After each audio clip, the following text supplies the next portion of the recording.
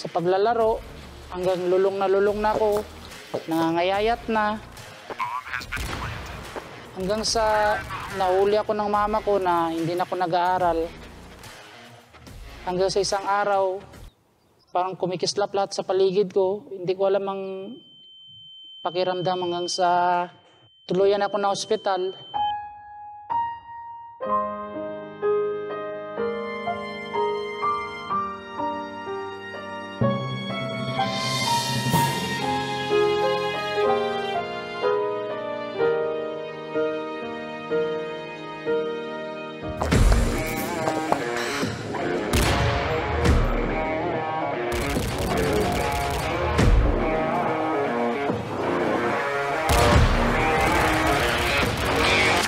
Nagsimula ako maglaro noong 1999 hanggang sa tumanda ako na tumungtong ako ng high school hanggang sa nasira ang pag-aaral ko sa high school dahil sa paglalaro ng computer. Lagi akong absent, cutting classes, laging bagsak sa mga exam.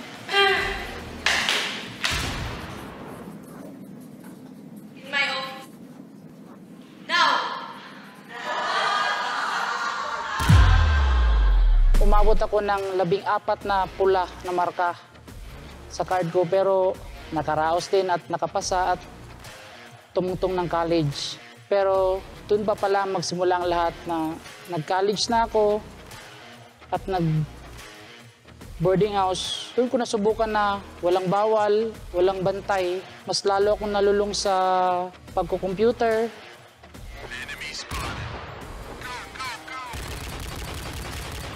Baliktad ng mundo ko. Sa umaga tulog, sa gabi gising. Isang beses lang kumain, hapon lang. Tapos laro buong gabi. Hanggang sa isang araw na binigyan ako ng mama ko ng 5,000 para sa tuition. Sinabi ko sa sarili ko na pag saradong cashier, ubusin ko to sa paglalaro. Yun na rin ang nangyari. Inubos ko yung tuition ko sa paglalaro. Hanggang lulong na ako, nangangayayat na.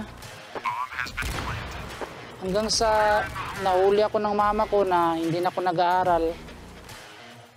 Hanggang sa isang araw, napansin na lang ng mama ko na namamanas yung paa ko.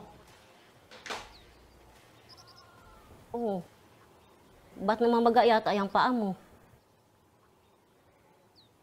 Pakiramdam ko, lutang ako. Parang kumikislap lahat sa paligid ko. Hindi ko alam ang pakiramdam hanggang sa tuluyan ako na ospital at doon nalaman na nasira yung 2 bato ko. Do, ano po ba talaga ang sakit ng anak ko? May problema na pong bato ng anak niyo. Stage 5 na po. Niyakap ko yung mama ko. Sinabi ko sa kanya na kahit kailan hindi na ako maglalaro. Kasi alam ko dahil sa paglalaro, dahil sa pagka-addict, nasira yung katawan ko, pag-aaral ko, kinabukasan ko. Pagkatapos ng ilang buwan na dialysis sa Davao, nagkaroon ako ng sakit sa mata. Left side ng mata ko nagkaroon ng glaucoma. Yun nga, tuluyan na bulag ang kaliwang mata ko. Pagdating ng 2016, sumabay na rin ang kanang mata ko. Yun na talaga yung kumbaga pinakamadilim ng buhay ko na simula nung